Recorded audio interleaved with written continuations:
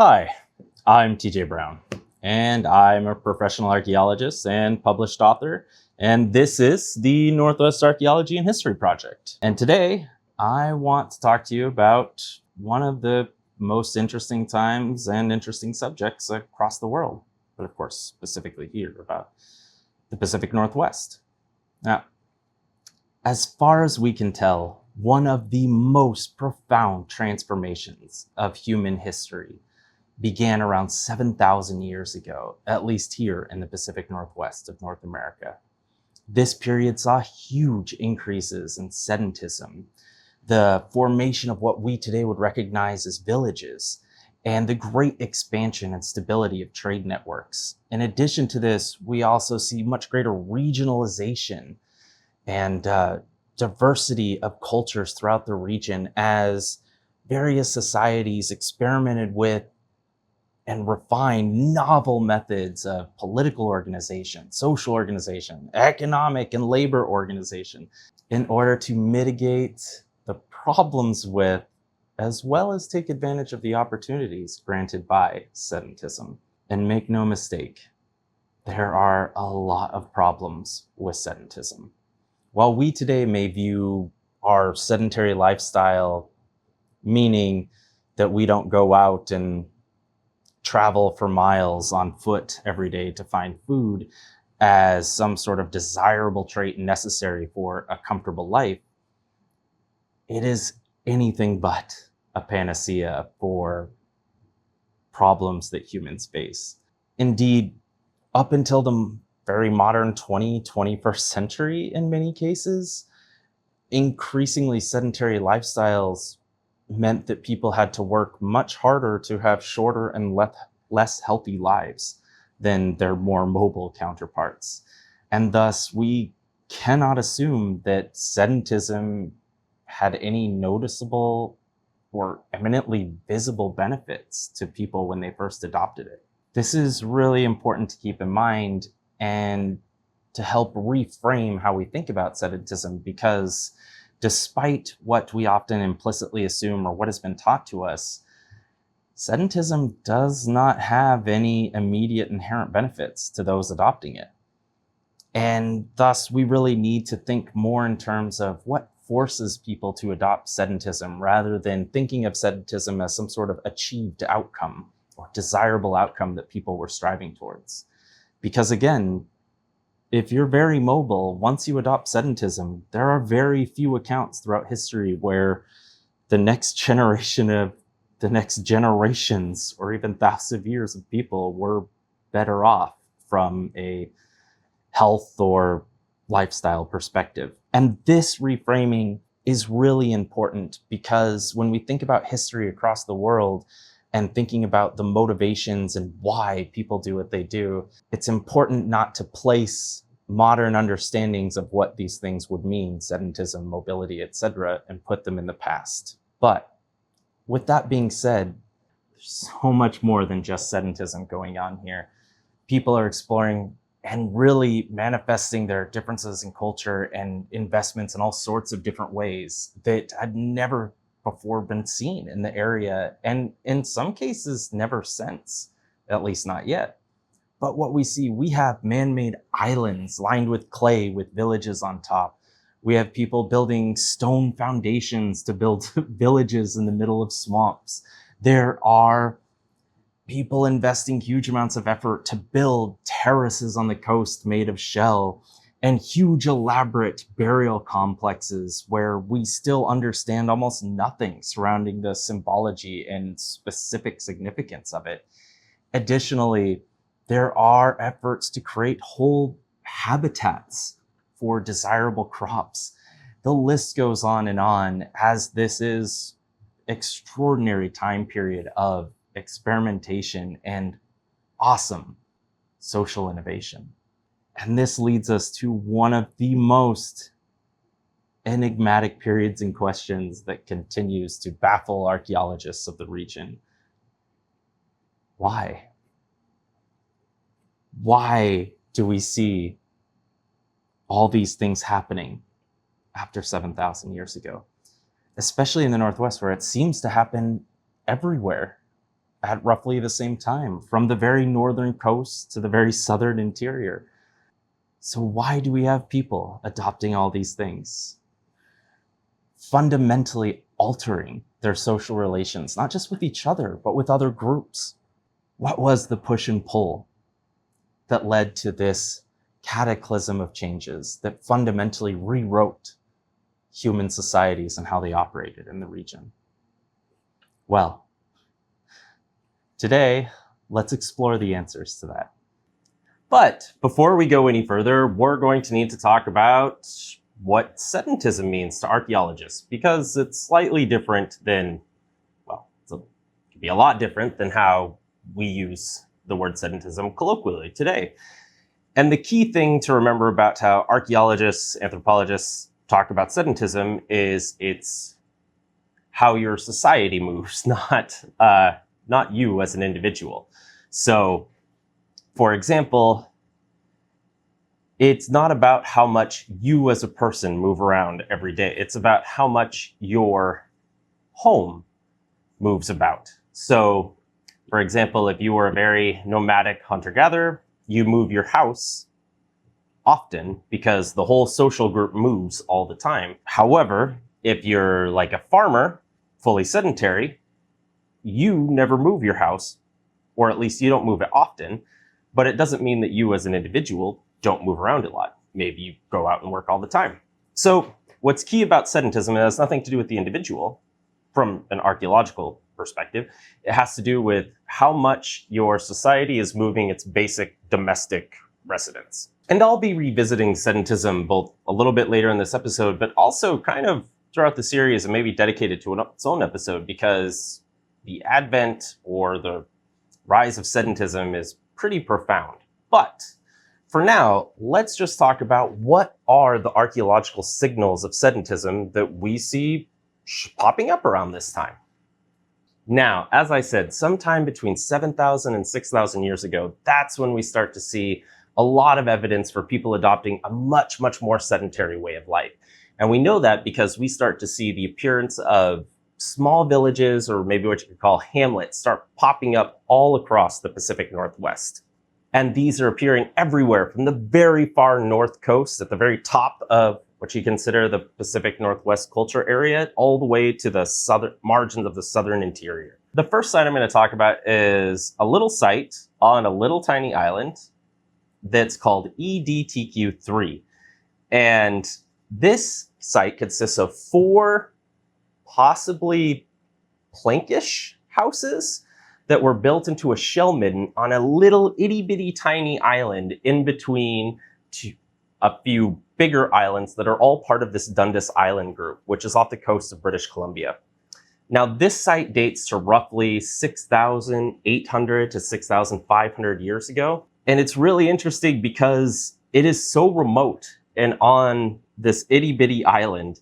And we'll get to more of that in a second, because not far away from this is a very similar site, but smaller, on the island group called the Lucy Islands. And this is a site called GBTP1. And I'm not going to keep referring to their site numbers, so I'm going to call this Lucy Island site or Dundas site. No, the first one, the Dundas site. This one is Lucy Island site. And this is very similar in that it's a fairly robust house. It's about 8.5 by 4.5 meters rectangle. And so that's, like 26 by 15 feet. This is another house, and it's located again on top of a shell midden on this really tiny marginal outer coast island. And the size of this house is pretty significant when you think that the entire island that it's on is only approximately 246 meters, so like 800 feet long. I cannot stress enough the craziness of these sites, because they are on these outer coast, super tiny islands that provide you overall pretty nothing when it comes to terrestrial resources. There's not a lot of great plant life that humans like to use. There's not a lot of land mammals wandering around them, but they do give you access to a wide array of fishing, and an enormous amount of shellfish, which is why we're seeing the buildup of these huge shell middens. So why are these little villages on these really outer coast, teeny tiny islands?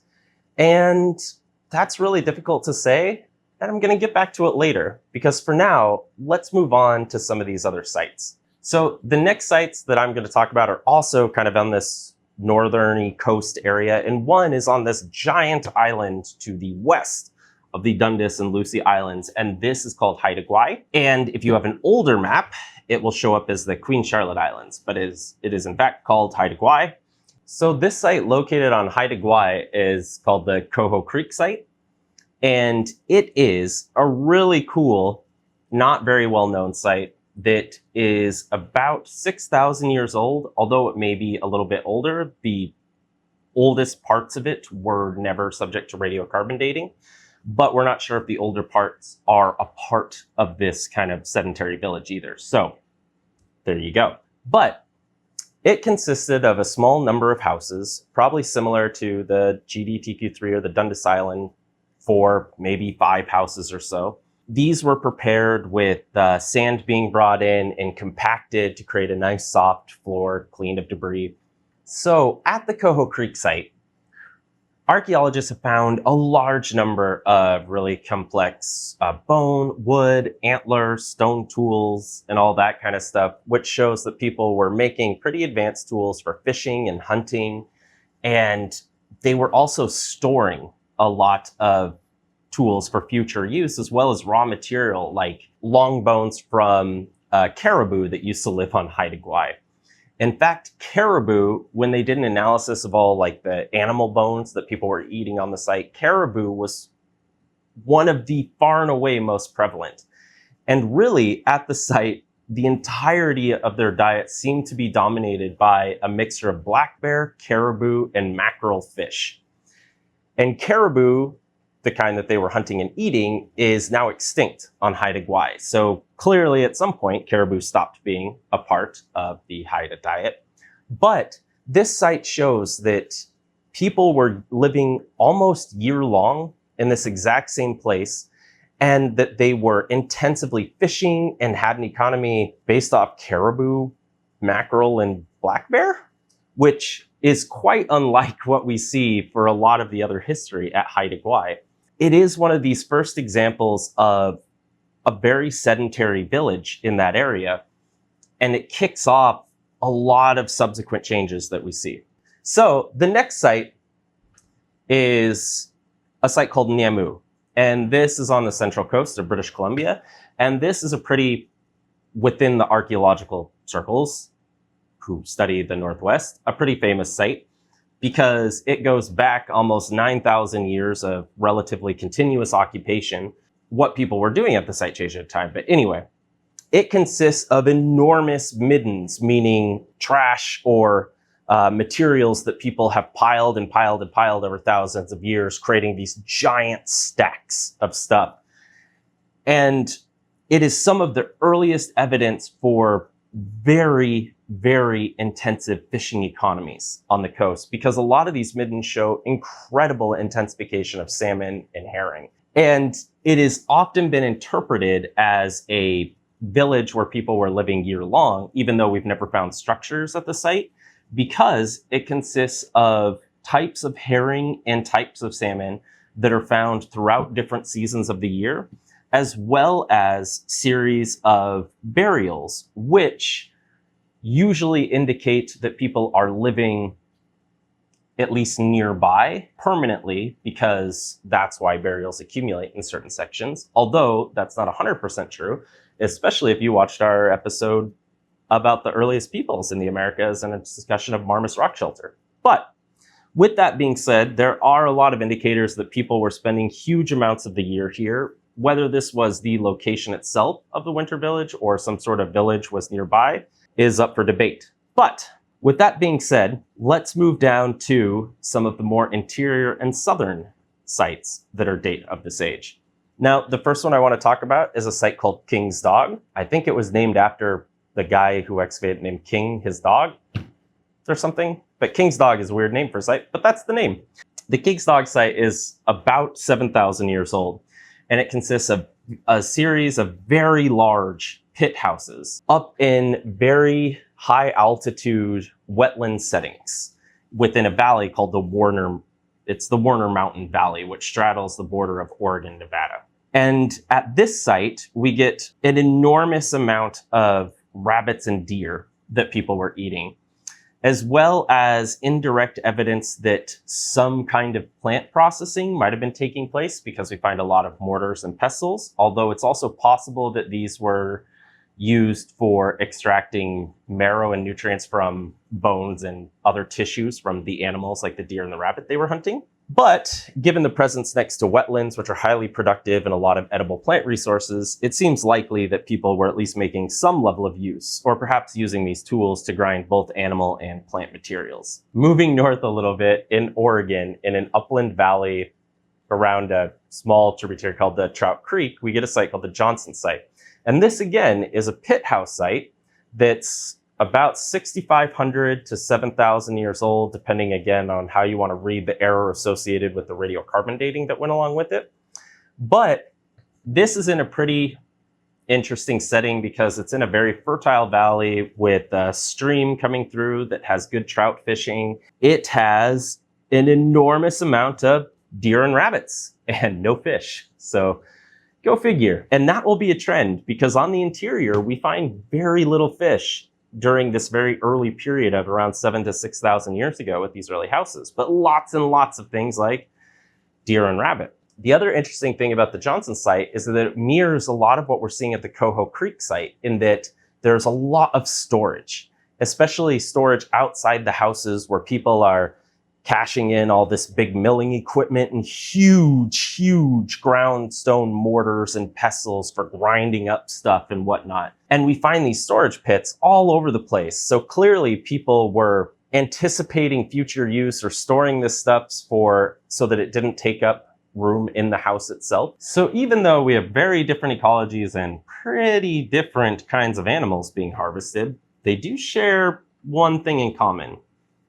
Although deer and black bear kind of poke a hole in this. But overall, they share one thing in common, and that is you can catch a lot of them in a small amount of space. And this is what archaeologists and economists call intensification. And intensification has a lot of different definitions, but overall, it usually means that people are choosing to increase some level of output per unit of space.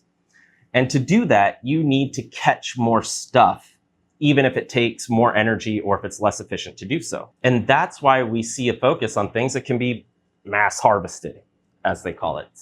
Fish are really good at this. Rabbits are really good because they go in these big drives. And as I said, deer and black bear are not so much a big part of this, but they provide a lot per unit hunted. So, maybe they're kind of like the exception that proves the rule to some extent. They're also very important to provide raw material for clothing and tools in the form of their antlers, their long bones, and their hide and whatnot. So why are people intensifying? Because one of the things about intensification is that it means you have to put in more work per unit of thing produced. So in other words, the most efficient way that people can live to do the least amount of work is being a nomadic hunter-gatherer. And I know to many people hearing this, that seems counterintuitive because we're often taught that that is not the case. In fact, there's a famous saying, and I forget who said it, but their lives are nasty, brutish, and short. And in fact, it's the opposite. Being a nomadic hunter-gatherer, assuming that civilizations haven't pushed you to trying to make a living in the most marginal desert and poor productivity environments on the planet, means that in all our understanding of human history, you spend the least amount of work to make a living for yourself. So why would people suddenly say, you know what I feel like doing? Spending a lot more time and effort to feed myself. I will just be sedentary, so I have to work much harder. Despite what you may have heard or what seems cozy to you, that is not the natural human state. And in fact, we only have evidence to the opposite of it. And this happens for whatever reason when it becomes necessary to increase production per unit of space. And there are lots of reasons that people might want to do this. But the key here is to emphasize that people are clearly spending a lot of effort to extract everything they possibly can out of these little areas that they live in. And so they're maximizing their economic output, even if that means putting in a lot more work. But there has to be a reason to do that. You have to stop and ask, why are people putting all this effort? Why are people going out to little itty bitty tiny islands with very little access to a lot of key resources that they need? Why are people putting in so much effort to do things like build islands and peninsulas out into lakes, which we'll talk about in a minute? And the reason for this, I want to stress, is so much more than simply, how can we hunt a lot more without moving? I cannot stress this enough. Being able to move and go get stuff means way less work. And this fact is even more clear when we start to see some of these elaborations and efforts taking place in the next coming centuries. So all those sites I just talked about are between about 7,000 and 6,000 years ago. Around 6,000 years ago, towards the end of that 7,000 to 6,000 year period, we see a lot of elaboration taking place. So we're going beyond just intensifying our output per unit of space and trying to be sedentary, trying to finance our sedentism. We're now really elaborating on a lot of cultural attributes. And two of the coolest, at least my personal favorite examples of some of this, are efforts taken to construct a literal man-made peninsula/island in the middle of a lake that's found in the lower Klamath Lake along the Oregon-California border, and a very elaborate and really cool burial complex that takes place in western Idaho, as well as eastern Oregon and Washington. This burial complex is defined by researcher archaeologist named Max Pavicic, and he calls it the Western Idaho Burial Complex. It's named that because at the time when he first named it, it was only found in Idaho, but in work that I have personally done, as well as others have done subsequent to that, we see evidence for a very similar kind of symbology and ideology taking place in eastern Oregon, maybe even southwest Oregon. And this burial complex is a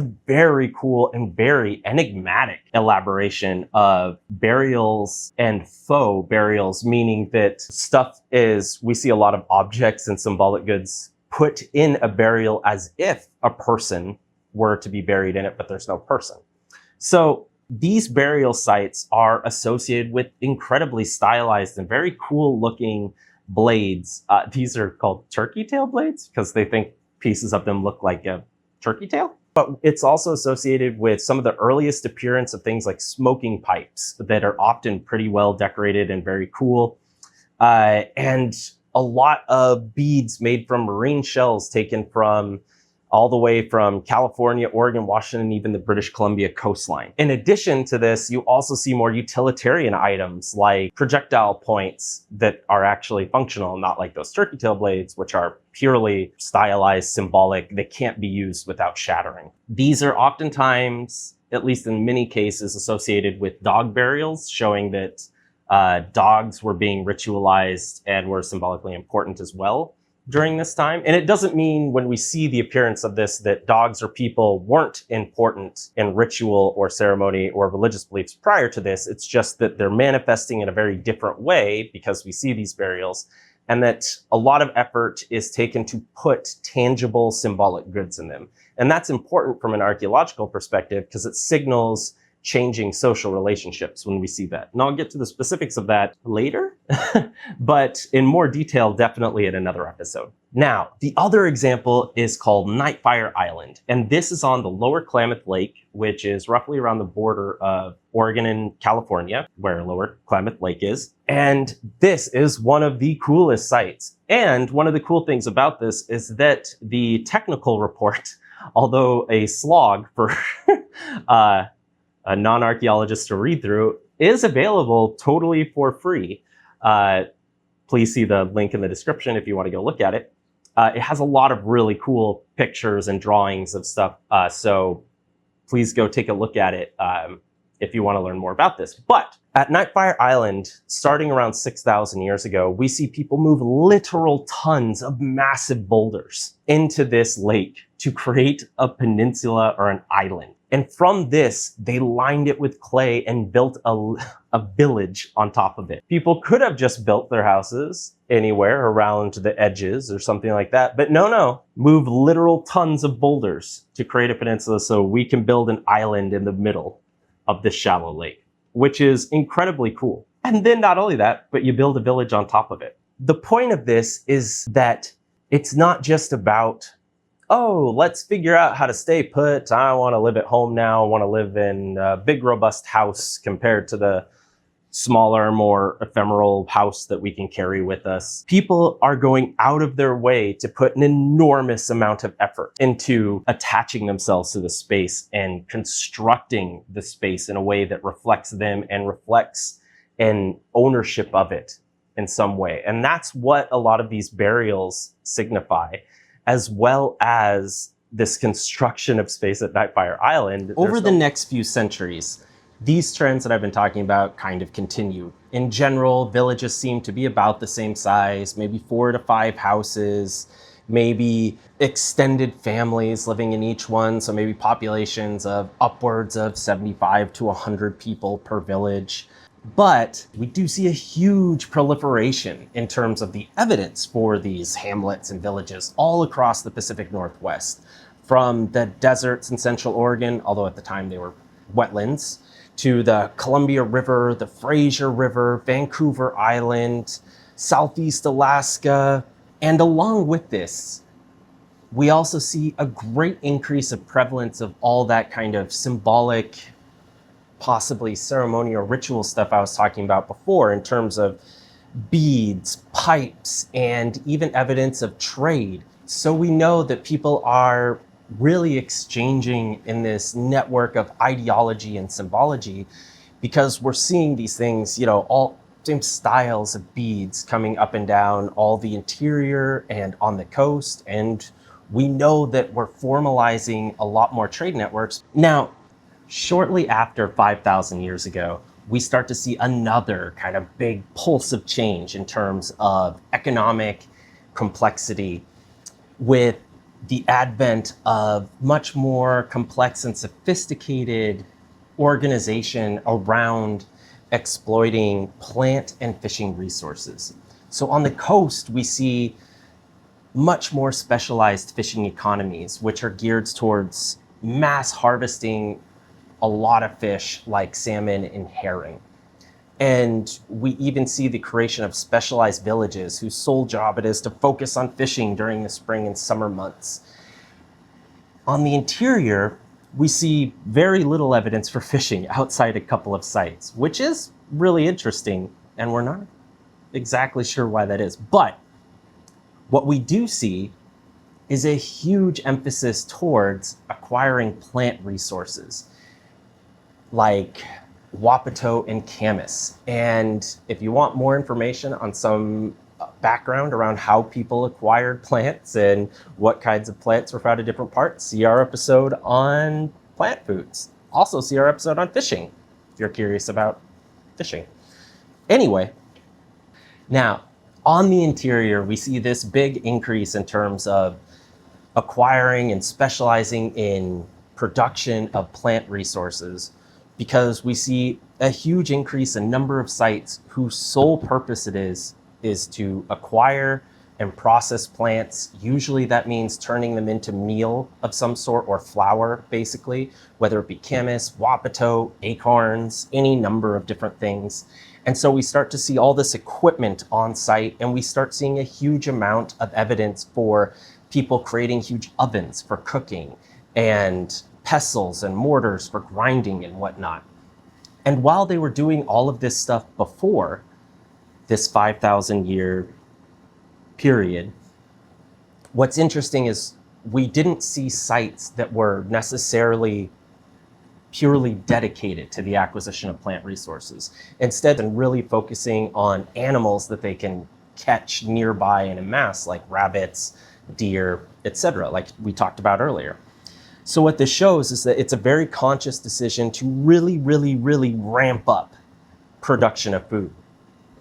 In fact, one of the things that we see at a site called the Catsey site near Vancouver, British Columbia, is a actually constructed pavement where tons of gravel and soils and stuff were moved to create a habitat for Wapato to grow in, so that people could construct basically an area where they could know that Wapato was growing in huge abundance. So not only do we see people moving themselves to these resources, processing them, and then bringing them back to their villages, in some cases we see people just say, all right, well, let's just make a habitat that's productive for these kinds of foods. And I'm saying this to emphasize again that this is a huge amount of effort people are taking into trying to finance being sedentary.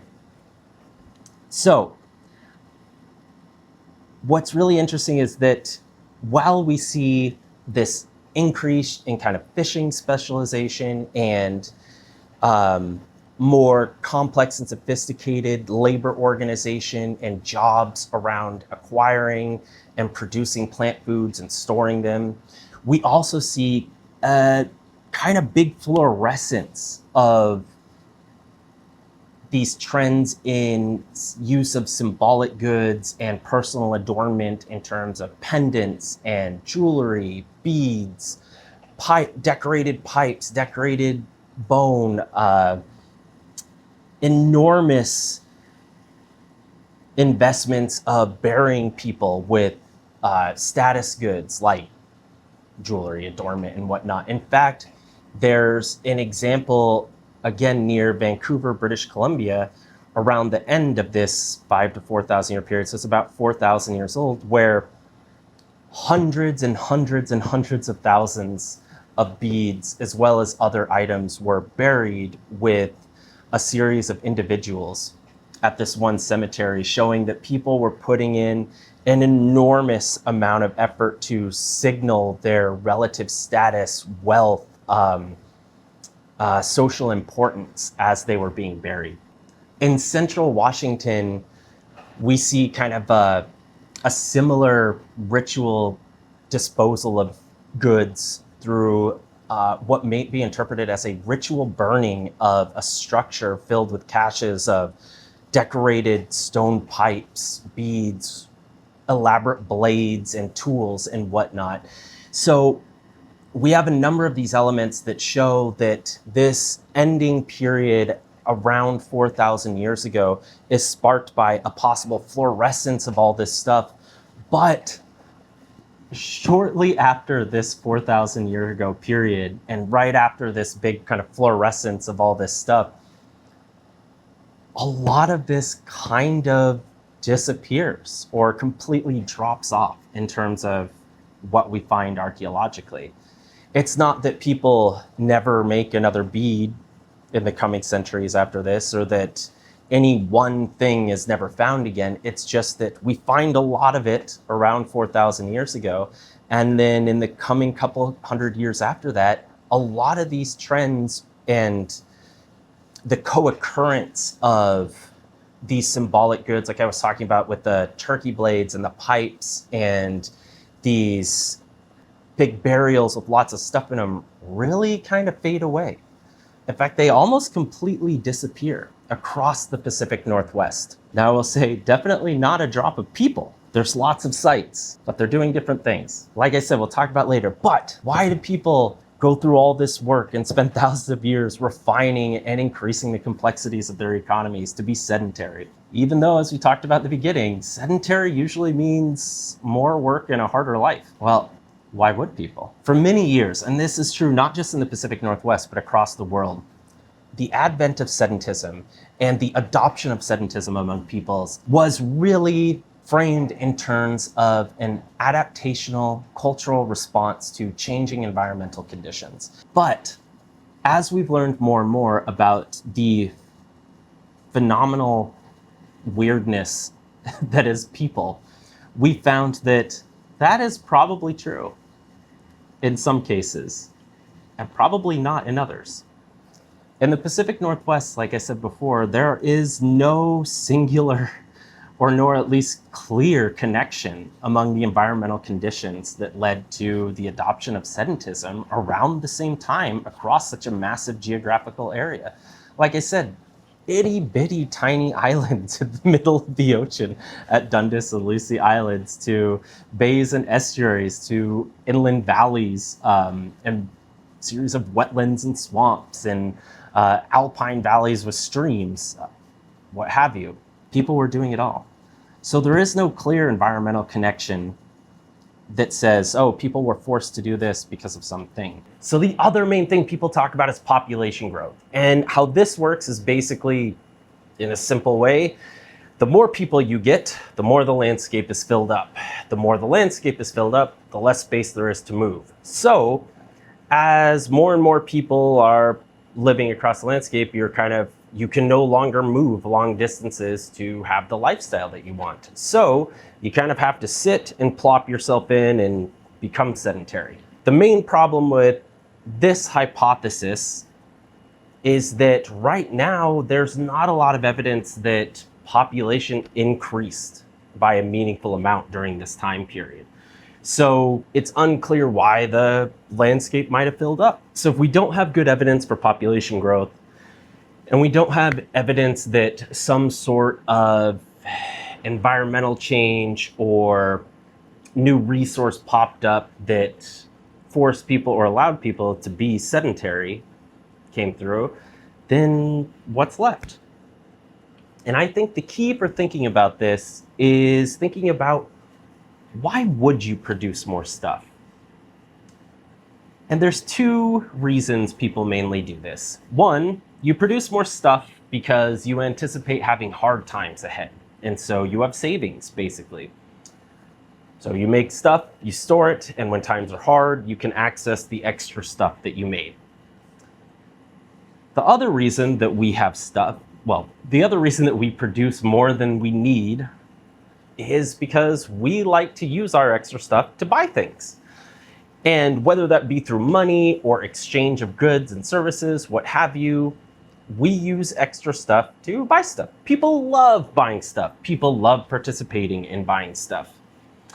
But regardless, in both cases, whether you're trying to produce more stuff within a smaller area in case of hard times, or you want to produce extra stuff so you have extra stuff to spend on other things, the main way to increase production is to make your labor force more coordinated, dependable, and integrated. And without going into a lot of detail, think about like an assembly line, how each person has their role in an assembly line, and through organizing people like that, you can dramatically increase production versus everybody. Like if you were all trying to make a shoe, it goes much faster for an assembly line. This person put this piece on, this person do this person do this, than just to have 10 individuals making a shoe from start to finish. Making a shoe is a really weird example. I don't know why that came to my head, but the point remains. The other thing that I want to make clear is assembly line is not the only way. It's just a good example of how integrating and coordinating your labor force can dramatically increase production with no technological change whatsoever. Now, if that's your goal, making a dependable, integrated, and more complex labor force, then making sure that your labor force is centralized and living next to each other and in the same place, and you know where people are throughout the year, seems like a pretty good thing to do. And what I just described is effectively sedentism. People are living in the same place for long periods of time. You know the people around you all the time, and each one of you in that community is growing more dependent on each other. So once sedentism can be and is often a byproduct of simply doing the math behind, we need our labor force to be integrated, and that means having all of you guys available throughout the year so we can coordinate our labor and all work together, and by doing so, dramatically increase production of whatever resource. And now that we have all this extra stuff, we can either, survive through winter months, or now we have lots of extra stuff which we can exchange for other things we want or need. Now, in terms of the exchange, once you become sedentary and increase production and get all this extra stuff going, if other people are doing the same thing, you can sort of enter into well, you're producing a lot more of stuff that we need and we're producing extra stuff that you need. Now we can effectively exchange each other's surplus with one another. But this doesn't just work for economic things or for subsistence things. This also works for just generally that humans love to participate in shared expressions of ideology, of ritual, of ceremony, of even things like fashion, for example. So when we see things propagate throughout the same time period, like beads from the coast, beads made from stone, smoking pipes in all their different forms, which some seem to be almost a competition who can make the most giant, elaborate pipes and material objects which signify skill, workmanship, and wealth during this time period. Once you do this, people want to show their community can also purchase these things. We want access to the cool things. We want access to the measures that show status, prestige, social influence, what have you.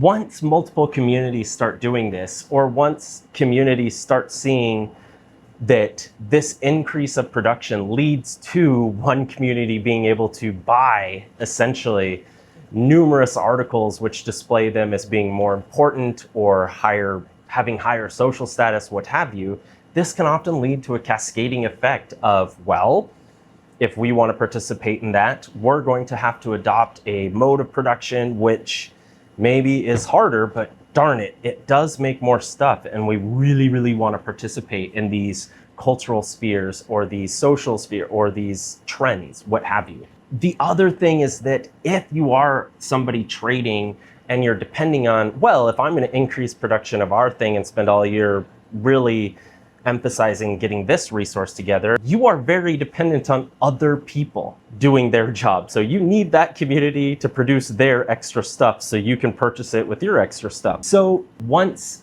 different societies and different communities start adopting this sedentism and increase in production and wanting to participate in these social spheres, it can often create a feedback loop where you suddenly get growing and growing mutual dependence, whether that be economically or, like I said, socially, where you just want to participate in the trends of the day. And when I say trends, it's because we don't have a very good understanding of the specific ritual or ceremonial or ideological elements that are occurring this time right now. It doesn't mean it's as flippant as like high-rise jeans are out this year or something like that. Enormous religious, ritual, ideological aspects of cultural identity are embedded in this. Having certain kinds of beads, being able to express certain kinds of wealth might be enormously important for reifying your connection with important ancestors or showing that you're doing your part to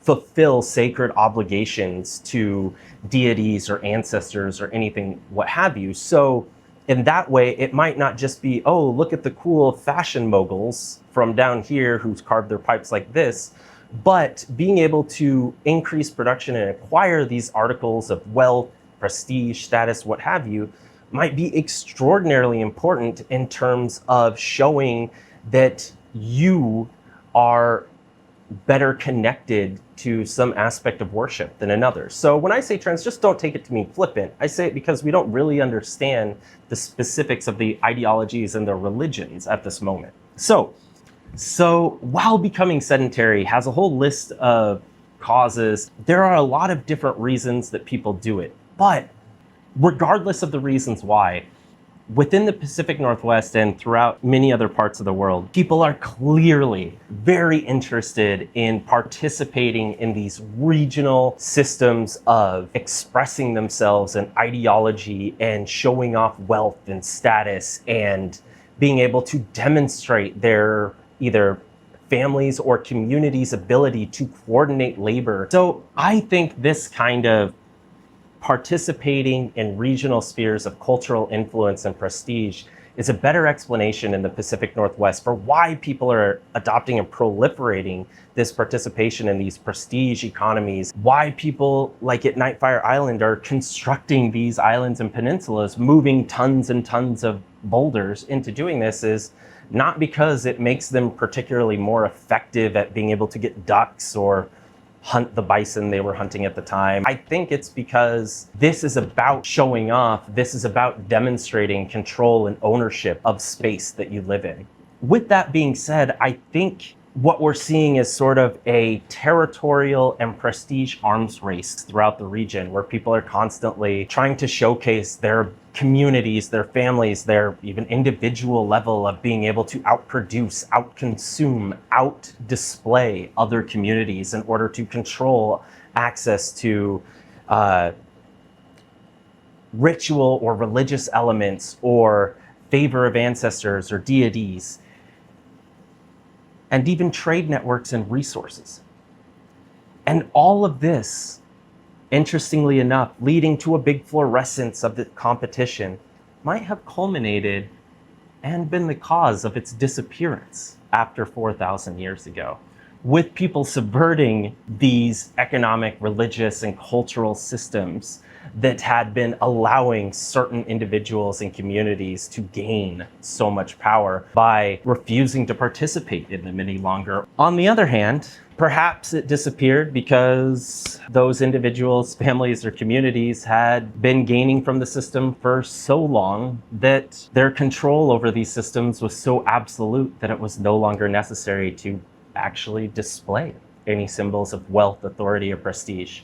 There was no point. It was uncontested. But that's for a different episode. And again, I really hope you thought this was interesting. But as always, like and subscribe, and we hope you come back to see us for more and more episodes. And please comment if you'd like us to go into any more depth or answer any questions you have about what I talked about in the episode. So from those of us at the Northwest Archaeology and History Project, thank you very much.